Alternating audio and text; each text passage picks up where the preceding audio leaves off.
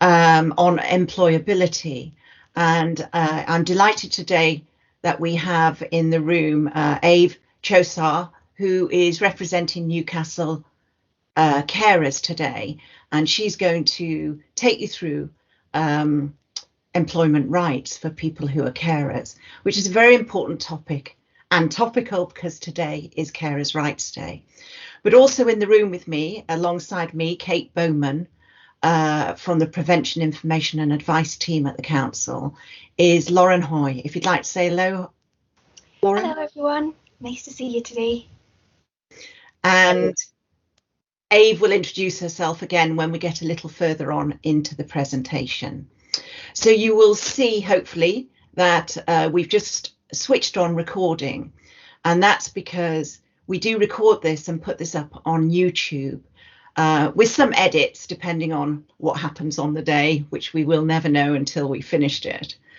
But if I could just remind you to mute your microphone, and that just prevents any extraneous sounds, which would then, affect the final recording. Switch off your camera as much as possible, but we will perhaps ask you to put them on occasionally. The other thing is, if you go to the three dots at the top of your bar there, you can switch to focus view, which means you'll get a larger view of the presentation, which I think you might find valuable during the session. And then if you've got any questions, please do use the chat facility to ask your questions, or raise your hand using the raise hand symbol at the top there. I also, just to let you know, we are going to run a few interactive polls during the session, so they'll also pop up on your screen as well. So I hope that everything shows just as well if you're on a mobile or an Android or a tablet as it does on a desktop, because we've only tested this on desktop. So let us know if that's a problem, and we can actually tell you, and you can put your answers in the chat. So again, welcome everybody, and I'm going to go into the main presentation now. So today is Carers Rights Day, and we do have a carers lead for the council, and she is Fiona Richardson. But right now she's involved in something else and hasn't been able to join us as yet. She may pop up on screen anytime, but in the meantime, I'm going to run through the important aspects of carers' rights today. So Carers Rights Day is an opportunity to buzz social media, the radio, everything around carers being aware of their rights. We want them to know how they can get help and support. And there are three main organisations helping us in the city, and Newcastle Carers is one of those. But there's also Props, and there is also British Red Cross, who run the Emergency Carers Card Scheme. But we also use this day to raise awareness of the needs of carers, which have been growing during the pandemic. So a carer is someone 18 or over who provides or intends to provide care for someone. And that's a definition from the Care Act. We also have a young adult carer. So that's someone between the age of 18 and 25 who provides or intends to provide care for someone. And then we have a young carer, a child or young person under the age of 18 who provides or intends to provide care for another person. And that definition is taken from the Children and Families Act. So our first question is, how many carers do you think there are in the UK? And Lauren is going to launch the poll now.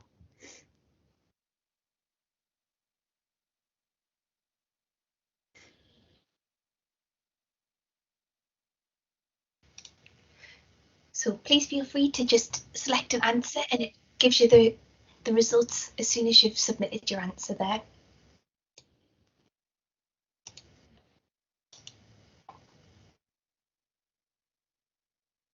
So Lauren, have you got the answers of the poll?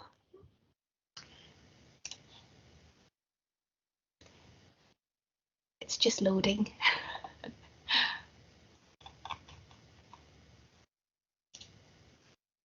Oh, we've had 13 responses. Is anyone else left? If you can't see the card on your screen, you can go into the chat and it should appear there.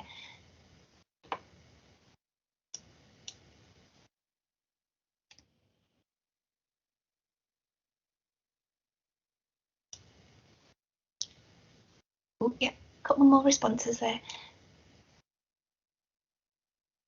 I wonder if it's showing okay on a mobile phone.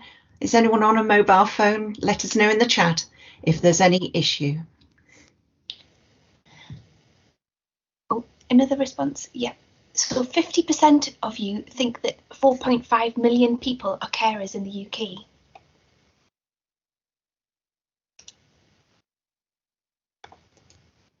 So the answer is 6.5 million carers in the UK, and that is based on the census from 2011. So in 2011, we also know that there were 26,000 carers in Newcastle. So we anticipate that that number will have gone up significantly during the pandemic. So what we do know is around 2.1 million people become carers each year, and that 3 in 5 of us will become carers. I think it's really important to think about that. Many of you on this call could be a carer right now, because the range of duties of a carer can be, as it says on the next point there, 1 to 19 hours of care. So you could be doing shopping, you could be doing domestic things for somebody, you know, the cleaning, the hoovering, the laundry, but you could be involved in care 24/7, or as it says there could be 1.4 million people of you providing 50 hours of care a week. So that's more than the working week for most of us. We also know that the care provided by our carers, so this is unpaid care, is estimated to cost £132 billion. So that's more than the whole of the NHS budget right now. So their contribution to our society, to our economy, is enormous. Right now, we know 58% of carers are female and 59% of carers over 85 are male. So that shows that the demographics change as life expectancy changes. Now, when it comes to care provided, it's really interesting, the range of care that is provided. So it can include personal care, so helping somebody to wash, dress, helping them with the mobility up and down the stairs or around the house. You could be helping somebody with their finances, so you could be managing all the income and expenditure. You could be helping with managing the energy bills, your internet bills, etc. And on top of managing finances, you could be looking after others. So a lot of people might be looking after children, grandchildren, and also looking after somebody else. That could be a parent, a carer, a parent, a relative, or a friend. So the range is enormous. And as I said earlier, you could be involved in domestic duties. Also, there's a massive part that is involved in care planning. So let's say that somebody has just got discharged from hospital with a stroke. You might be managing the rehabilitation work, the speech and language specialist. You could be managing the help that Newcastle Carers give you. And you could also suddenly be taking on a medical regime.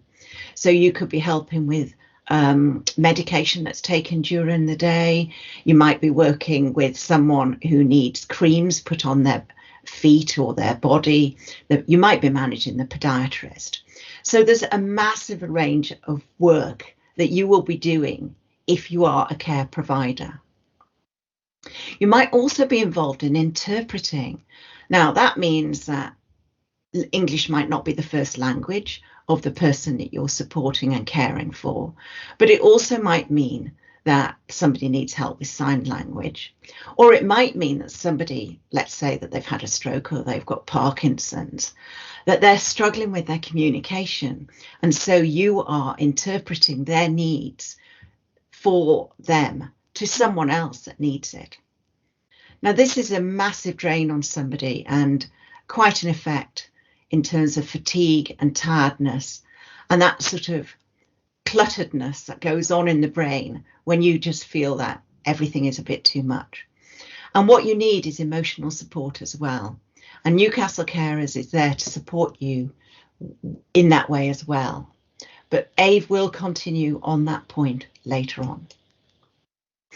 So our next quick question is, what's the percentage of increase in support and care that somebody has needed during the pandemic? Do you think that care has increased by 18, 53, 78 or 100%? Hopefully you can see the poll on the screen. If you can't, then feel free to put something in the chat now. 18, 53, 78 or 100%.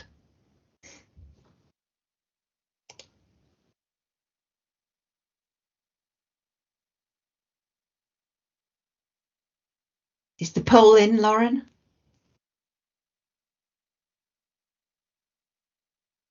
I can see Lisa's put something in the chat. Yes, we've had about 12 responses, so just if anyone else wants to have a go at answering and see what we get to.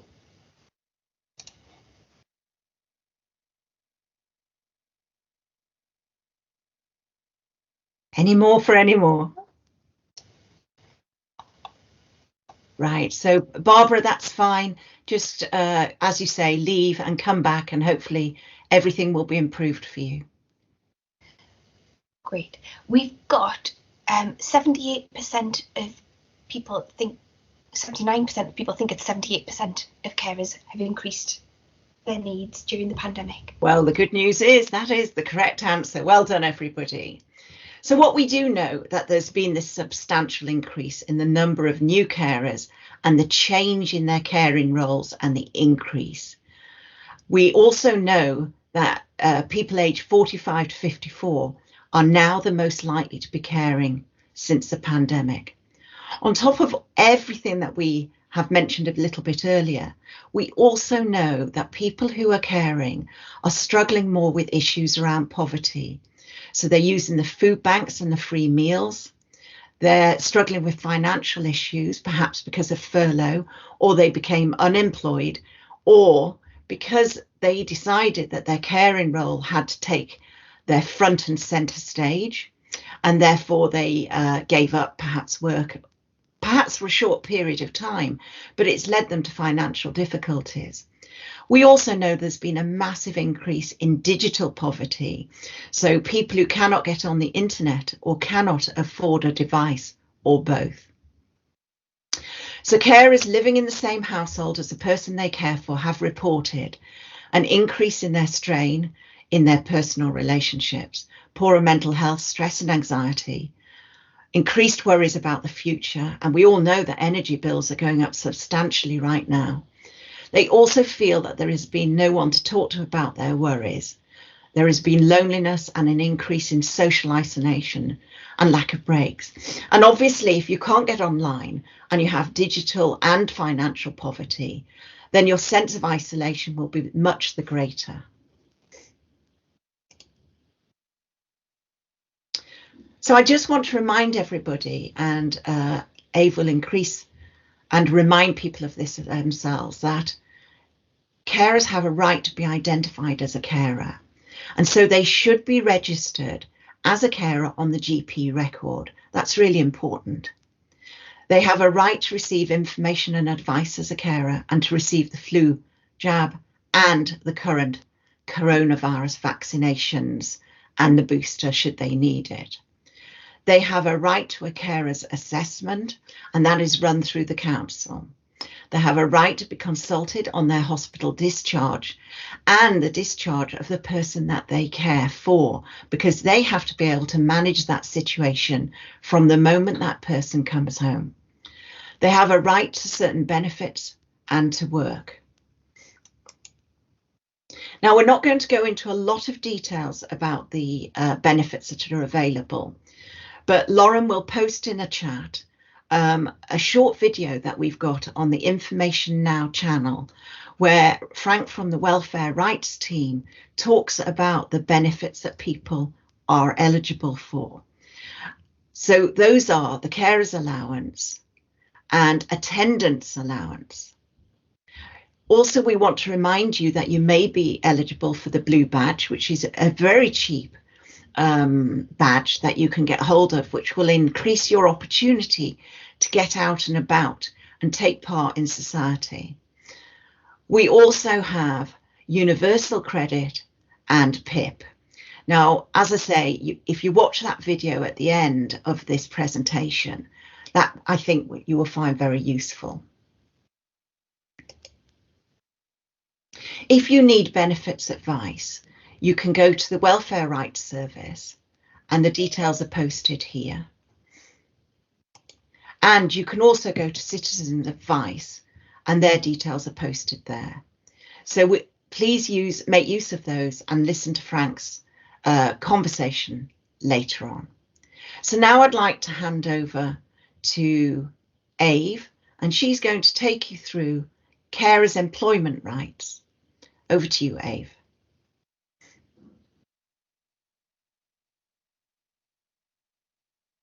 I can't hear you, Ave. Apologies. So good morning, everyone. My name is Ave, and I work as a Carers into Work advisor here at Newcastle Carers. Thank you, Kate and Lauren, for having us here today at the webinar. And I am here to talk about carers' employment rights today. As mentioned, I work at Newcastle Carers, which is a voluntary organisation in Newcastle supporting unpaid carers. And before we jump into my presentation, I have a quick question again for you. Just if Lauren, if you could present the question. It's just going back to the basics again a little bit, just to kind of see what your understanding is. So who is a carer? So we have a little poll. Hopefully people can see the poll now and choose their answer between the three options there. Who is a carer?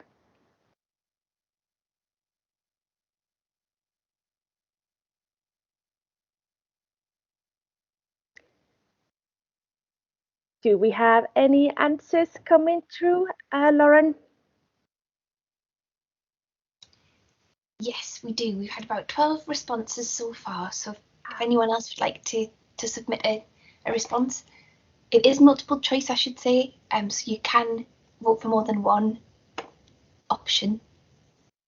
And at the moment, 13 responses, so 75% of people think that it's anyone who looks after a friend or family member who, due to illness, disability, mental health illness or addiction, could not manage without support. Excellent. So it sounds like that was the majority answer. So I have the options here. So the options were someone who receives carers allowance, someone over the age of 18 who looks after a friend or a family member who, due to illness, disability, mental health illness or addiction, could not manage without support, and then the same with anyone who looks after a friend or a family member. So ultimately, this question was a little bit of a tricky one because none of these are wrong. However, if we're thinking about the definition that Newcastle Carers uses, the last option, someone who looks after a friend or a family member who, due to illness, disability, mental health illness or addiction, could not manage without support, this is ultimately the definition that we use to recognise carers. It is important to note that this definition is different from the definition that DWP uses to, I guess, to recognise carers as eligible for carers allowance. From kind of our organisation's point of view, you don't have to be in receipt of any benefits to be recognised as a carer and to receive support as a carer.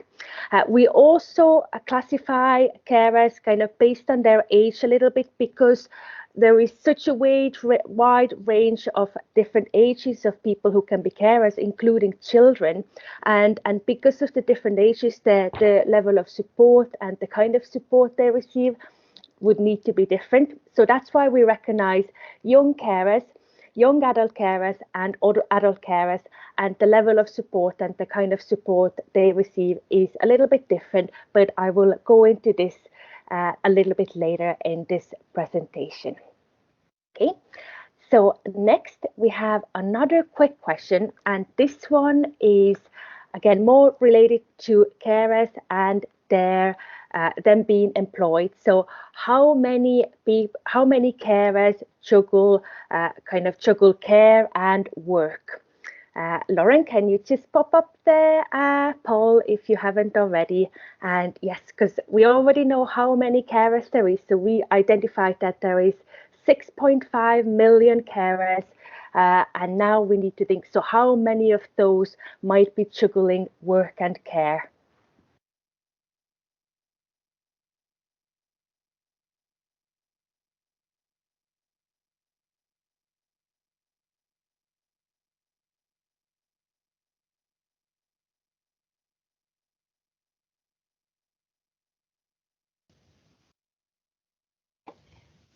Great. I think we've had all the people reply now, and Excellent. 43% of you thought it was about 5 million people who are juggling work and care. Yes, and that's the correct answer. So basically, if we have about 6.5 million carers and 5 million of those are juggling work and care, this means that most people are actually just juggling both, which is very, very difficult. So that brings us to our next slide. So why employment rights? So obviously one of the main reasons why carers employment rights are important, because so many carers are juggling be working and caring at the same time. Also, employment rights are important to ensure that everyone has a good working life and everybody knows what's generally expected from them as employees and what can they expect from their employer. We have here quite an eye-catching newspaper article kind of highlighted here. It was just published quite recently about the new mother who was awarded almost £200,000 after employer refused their flexible working request. So this really highlights that ultimately employers can get it wrong, and employment rights are maybe not always followed 100%. So that's why, again, it's very important that carers know what their employment rights are and professionals supporting them know either what their employment rights might be, or at least if they know where to signpost carers to get the right information and advice around their employment rights. Okay, so now next we'll just jump into to think about what the basic employment rights are, and obviously these are kind of applicable for everyone really.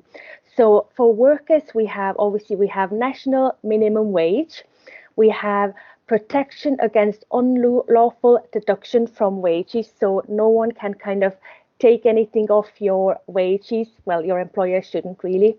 And obviously we have the statutory minimum level of paid holiday, which is in England it's 20 days plus 8 days bank holidays. We also have the statutory minimum length of rest breaks during the day, what either workers or employees should receive, and not to work more than 48 hours on average per week, or if they do want to work more, they have the right to make that option and choose to work more. However, an employer should not kind of put them to work for more than 48 hours on average. And then obviously protection against unlawful discrimination, protection for whistleblowing, and also not to be treated less favorably if they work part-time. And then all these rights apply for workers, but employees have additional rights. So basically an employee has statutory sick pay. They also have the right for statutory maternity, paternity, adoption, and shared parental leave and pay. They also have the right for minimum notice periods if their employment will be ending, and they are protected against unfair dismissal. And also they have the right to receive statutory redundancy pay. Okay, and now moving on to the employment rights that carers have, and just the most important rights that are useful for carers. So ultimately, the first right would be ask for flexible working options. So this is a right that carers could utilize because flexible working is a way of working that would suit an employee's needs. For example, having a flexible start and finish time, or working from home, either let's say full-time or part of their hours. To be able to request for flexible working options from your employee, you have to have worked for the employer for at least 26 weeks, so that's just under 6 months, to be able to make this statutory application. And the application form is actually, it's quite a formal form which is available on the government website. So it is quite a formal request, and an employee can only make one request per 1 calendar year. So it's important to know that if you make one request, you can only do one request per year, really, to your employer, for your employer to consider flexible working. Okay. Another thing, just to kind of clarify here, so carers' rights or anyone's rights in work come from two sources. So the law gives employees statutory rights, which everyone has. This is the law that everybody has to follow. However, based on your contract, people can also have contractual rights. So this can be more generous than statutory rights. For example, some employers can have in their contractual rights that someone can have more than 28 days per year for their holidays, for example. So ultimately, contractual rights are the rights that the employer grants for their employee. Okay. And then the next important right for carers, they have the right to get time off for emergencies. So basically, employees are allowed time off to deal with an emergency involving a dependent under their statutory rights. So ultimately, by law, there is no set amount of time that the employees are allowed off. So it really depends on the situation. However, the law recognizes that it should be reasonable for the employee to be able to deal with an emergency. Also, there is a little note which you probably can't see clearly because I cover it, but ultimately, employers don't have to pay employees during the time off. This is not a statutory right. So the statutory right is to get the time off. However, the right isn't there to be paid for, when you're off. So, however, some employers might pay for the time off if it is within their contract. However, by law, it just means that the carer should be able to take time off if there is an emergency that they would need to deal with. Okay. And then the next right is carers have the right to be protected from discrimination. So ultimately, Equality Act 2010 also protects carers against direct discrimination or harassment because of their caring responsibilities.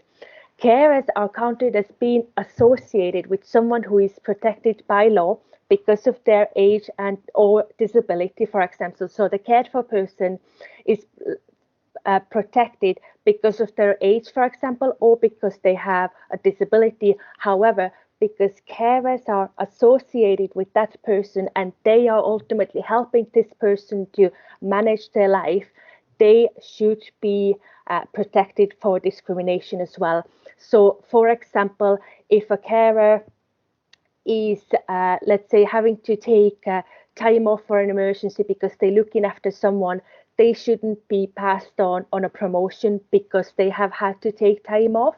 Ultimately, this would be discriminating them if they had to take time off because of their caring role. Okay.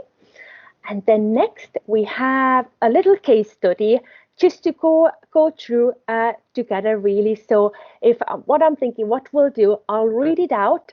And then if we have brave people who would be willing to kind of take the mute off their mics and see what kind of employment rights could help Daisy, who is the person in our case study.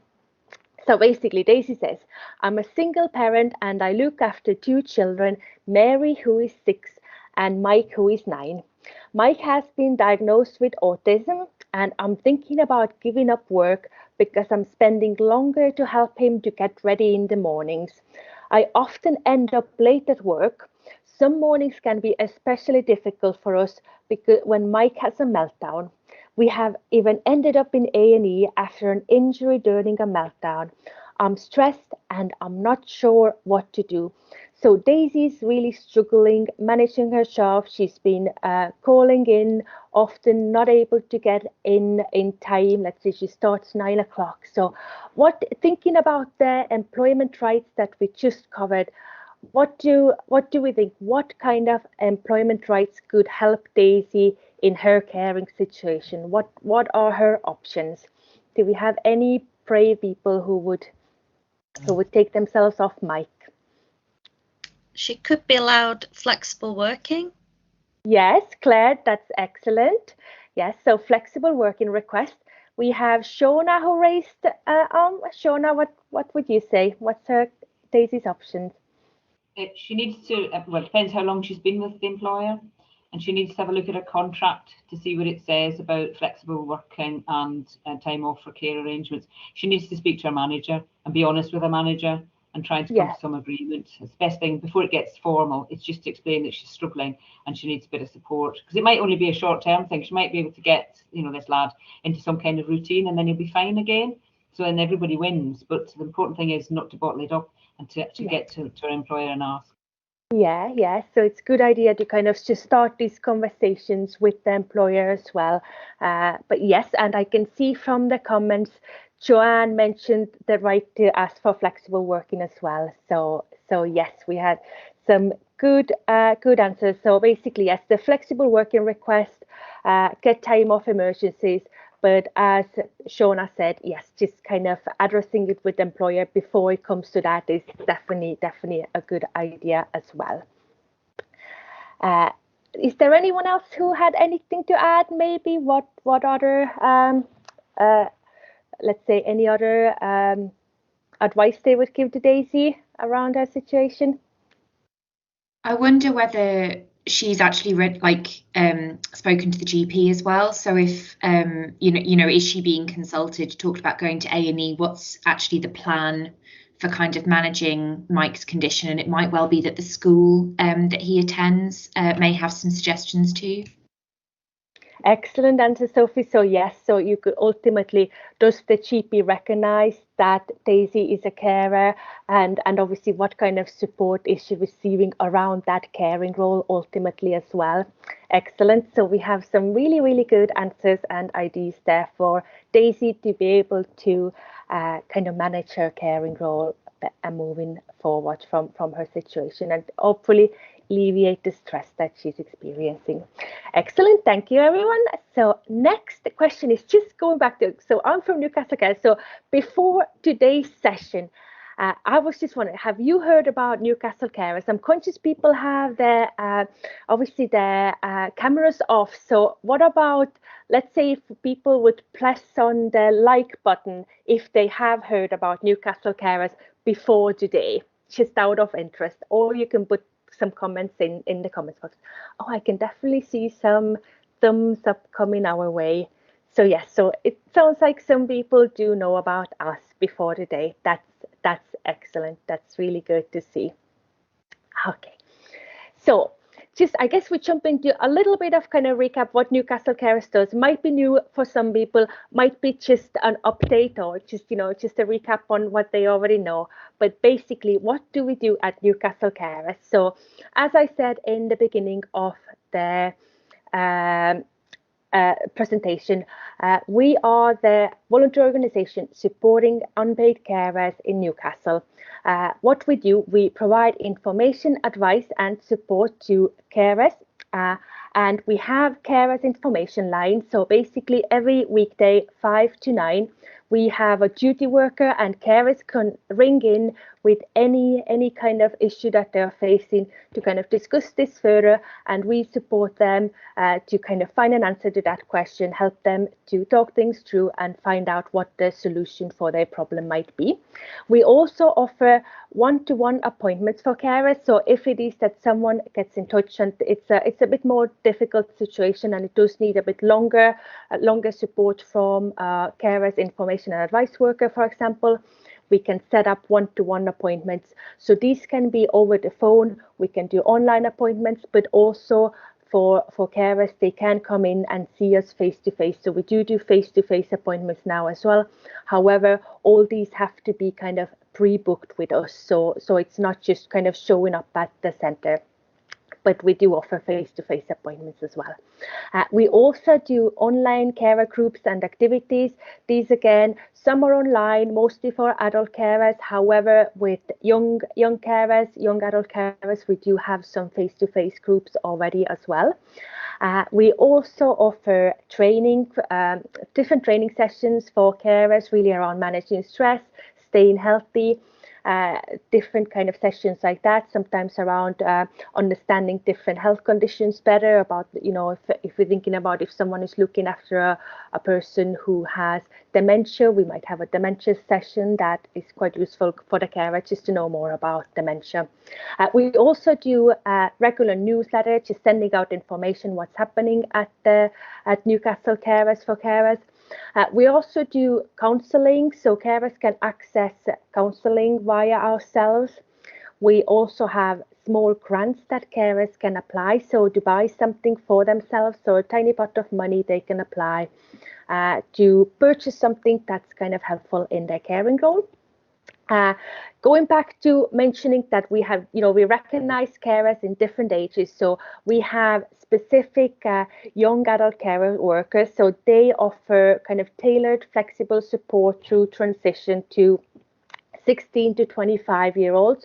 So again, quite an important age for someone to kind of go from 16 to growing up, becoming an adult themselves. So we have specific support workers to support carers in that age group, kind of becoming an adult, helping them to kind of identify what their aspirations are and help them to achieve those. And also we actually have dedicated young carer workers as well. So these are the workers who support young carers, so anyone, kind of children, basically 5 to 18.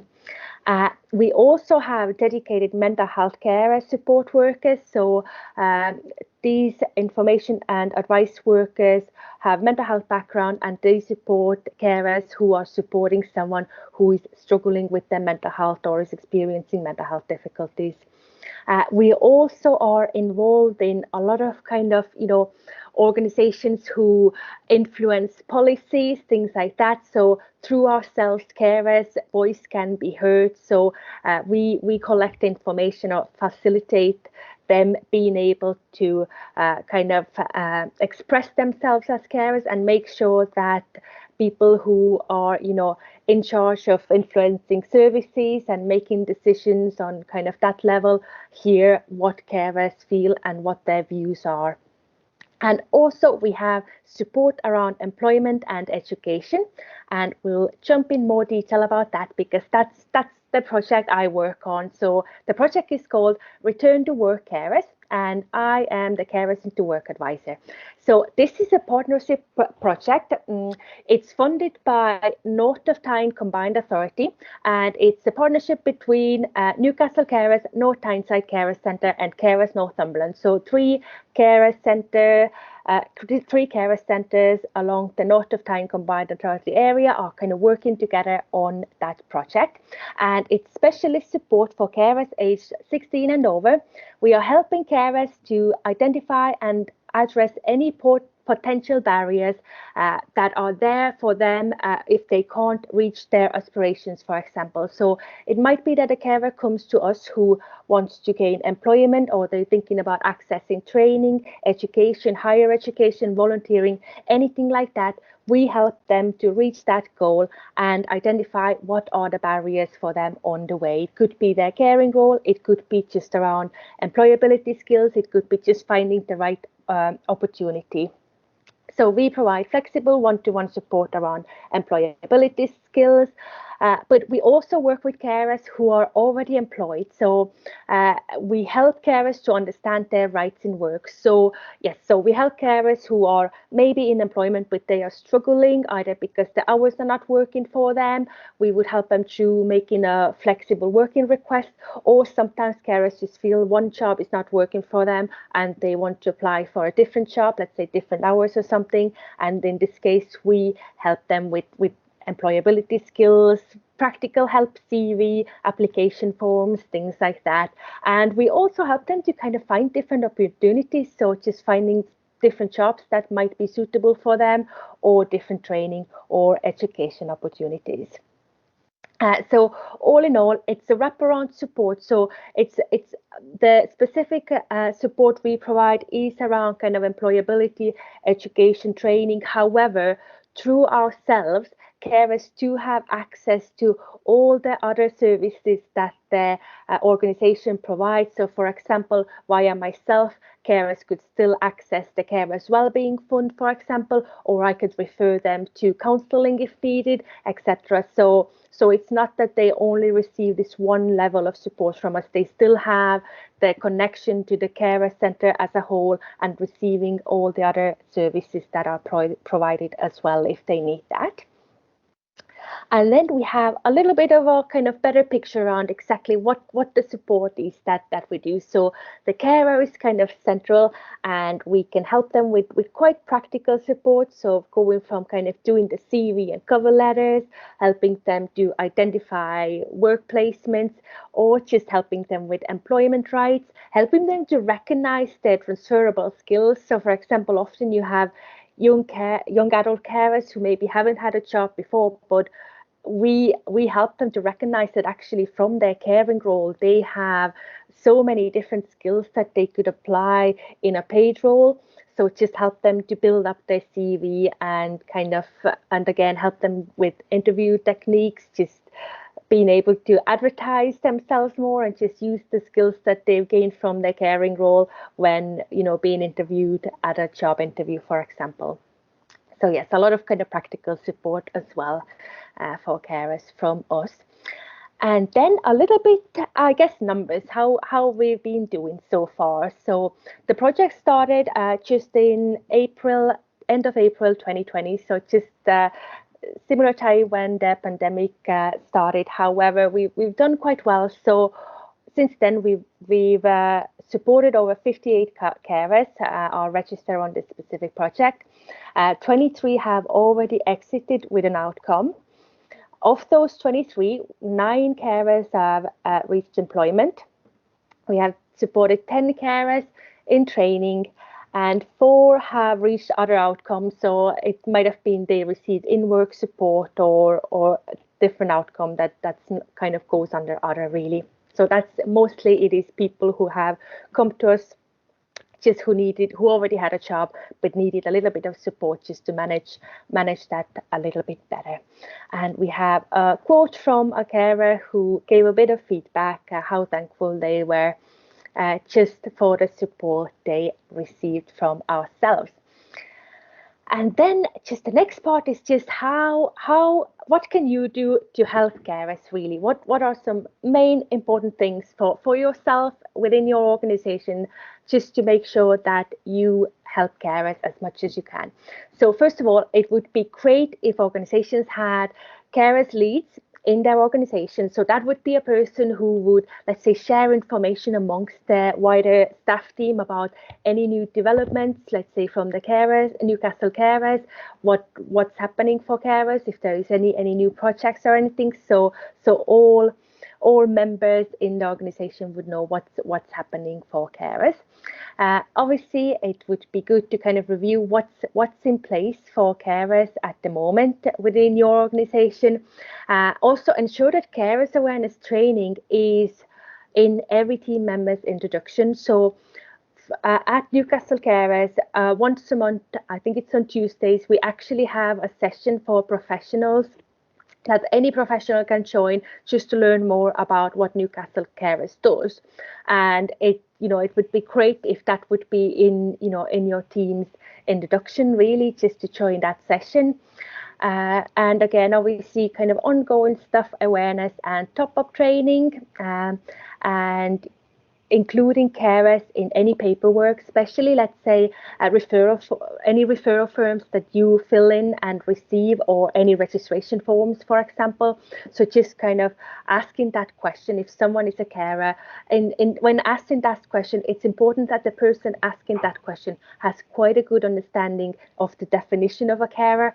And also, it shouldn't just be a question that's asked, there should be an action after that. So let's say if it is that there is a box asking if someone is a carer, and if this box is ticked, what happens next then? Is it the process that the person who is, let's say, registered would be signposted to Newcastle Carers, or they would be referred, or, there should be something more, not just the question, yes or no, and then it's left. There should be kind of follow-up action after that as well.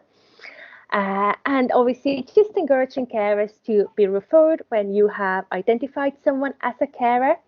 Highlight the benefits of carers accessing support. So it's quite important to also know how the carer would benefit from being referred. So, for example, if excellent that you're all here, because now you know what Newcastle Carers provide. So it always helps kind of knowing what there is available for carers. Why would you recommend them to kind of, let's say, register with Newcastle Carers, either recommending them that they could access the Carers Wellbeing Fund, or they could access, let's say, the counselling, or they could access the Carers into Work project. So just knowing what there is that might be useful for the carer to kind of take up on the recommendation to be referred or to self-refer.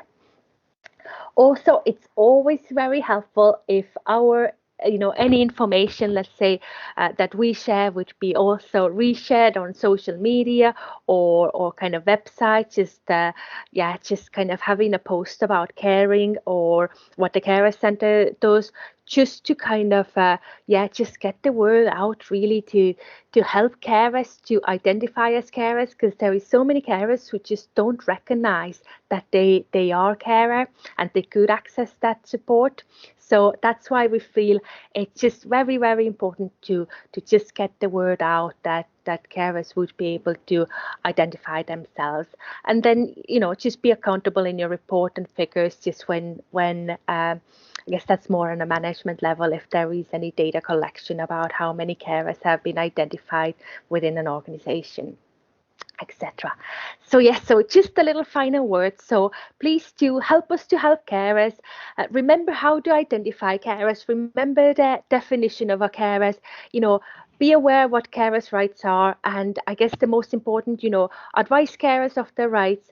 But if needed, just refer them to Newcastle Carers, and we will help them with information, advice, and with their rights, just as they need, really, and provide this one-to-one support to carers, just to help them to manage the caring role and really live happy lives and manage the caring role, and make sure that their physical and also mental well-being is kind of managed, really.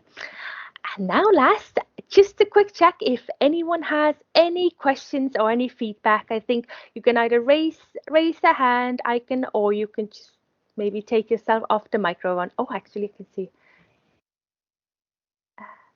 Kate, do you have a hand up there? Yes, thanks, Ave. That was really interesting. I was just wondering, there were about 25 or so people who haven't exited from your scheme at the moment in support of employment. Is there a reason for that? Is it that they're just not ready? And can you explain a little bit more about how long people might be staying with your service? Yes, so ultimately with this service, there is no, you're not forced to exit. So ultimately, if you haven't achieved one of our exit goals, which are, either employment, volunteering, education, or it could be others. So in work support, for example, sometimes it does take, a little bit longer. So let's say someone came to me with wanting to gain employment, but actually there is quite a difficult caring role and they need support around that. There's just sometimes there is, some situations can be quite complex, and it turns out that actually the carer is quite far from, being in employment, for example, but that was their goal, but they're only starting with just doing some courses now. So in this case, they wouldn't be exited yet. So yes, there is no kind of time length really for how long they can be. It's very flexible. So yes, so ultimately, I'm hoping that I'm giving you the right answer, but yes, so there is no kind of time limit for our support. So sometimes people just haven't quite reached that end goal yet, and that's why they're still on the project. But yeah, so yes. Thank you. And I can see, if you have a look in the chat, that there's a comment there. So let me have a quick look. So we have Simona said that they've already referred. Oh, excellent. So some good feedback from Simona. Then we have, do we need to refer to your service? All right, so do we need to refer them to your service, or is it a self-referral?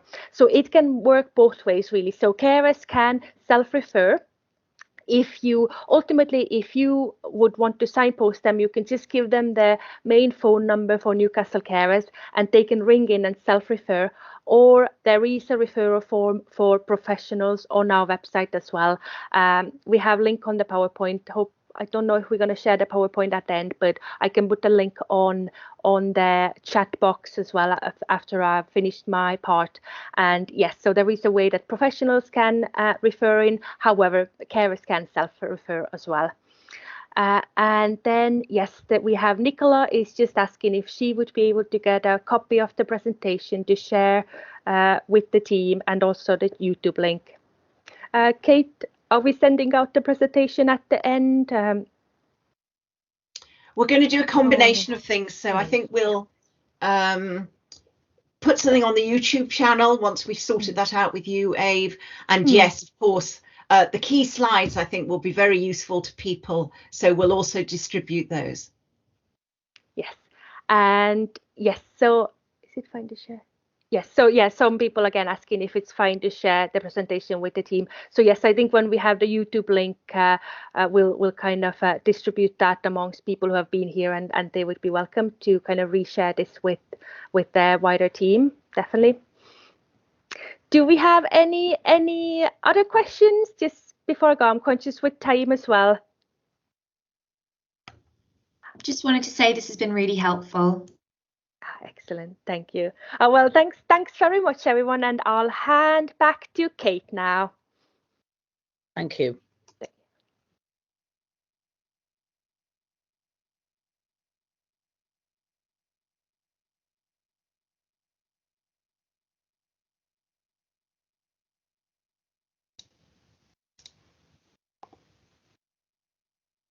Oh, thank you so much, Eve. That was brilliant. Really, really helpful. We are just going to give you a quick whistle-stop tour of some of the useful pages and information now that you might find helpful after this session that you can refer back to. And Kate and I keep these pages up to date, so you'll always be accessing the most up-to-date information.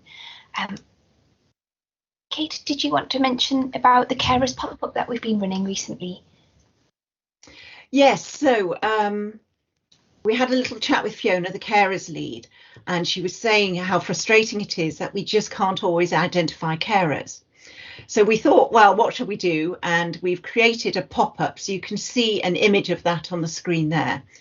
And what's great about that is, since we instituted it, which was around June this year, 258 people have identified themselves as carers, and they've read our article Looking After Someone as a result of identifying themselves as a carer.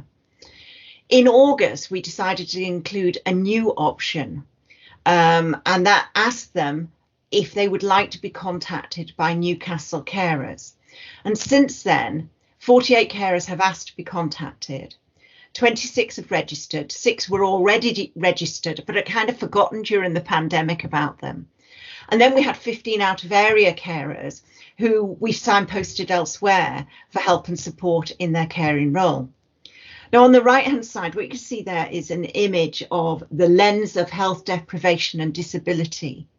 And what that shows you is that the people looking for help and support in Newcastle and the North East are already in the most deprived areas. And so they've got this double whammy. They're carers, but they're at risk of premature death and impairment to quality of life through physical or mental health. Now, if you put another map on top of that, we can also see that actually we have the worst problems with employment as well. So that's why it's really important in the North East for us to address who are carers, get them to identify and get them the help and support they need as soon as possible. And I don't think Fiona will ever let us take down that carers pop-up. I'll just take control, Lauren.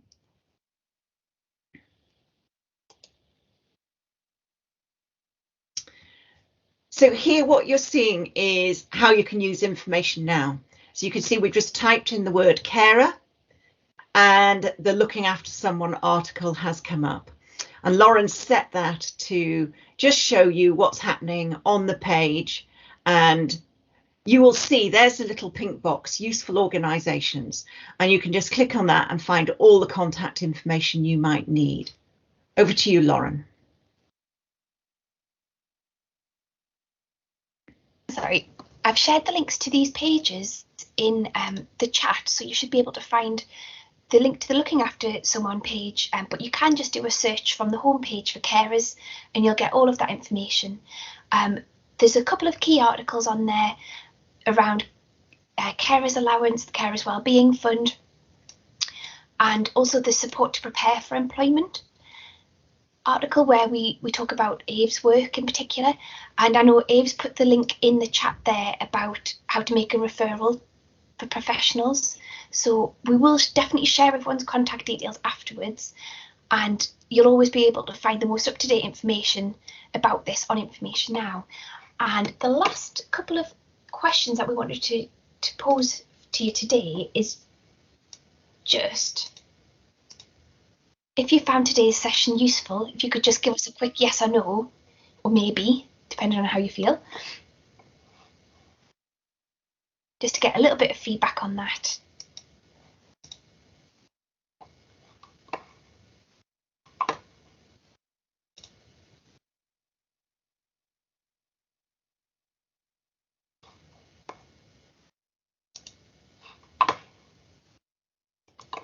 Thank you. Thank you, that's looking good. Great. And then we also just wanted to get a little bit of feedback about what other themes we might look at in the next webinar sessions.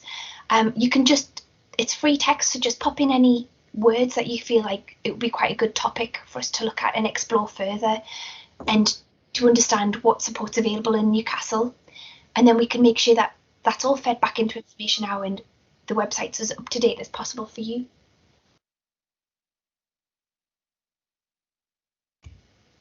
So just to say, this doesn't have to be about carers and it doesn't have to be about employment. It's just anything that through the Prevention, Information and Advice Network, a topic that you might find useful if we could explore it further through a webinar of this nature. I mean, one day we might get to face to face, but it does seem to be like whistling in the wind, doesn't it, to find out when we might get back to seeing people face to face on a regular basis. Brilliant, thank you. I can see some responses coming in there, so thank you. I've just popped Kate and I's contact details on the screen there, so if you need us, you can visit the website, which is informationnow.org.uk, or you can email us both at informationnow@newcastle.gov.uk. And just to say thank you to Ave for a fantastic presentation, and her contact details are up there on the screen now for you. And also Fiona Richardson's, if you needed to contact the carers lead at the council, her contact details are there as well.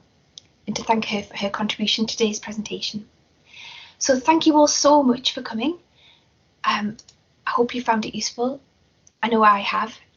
And it's been lovely to see you all.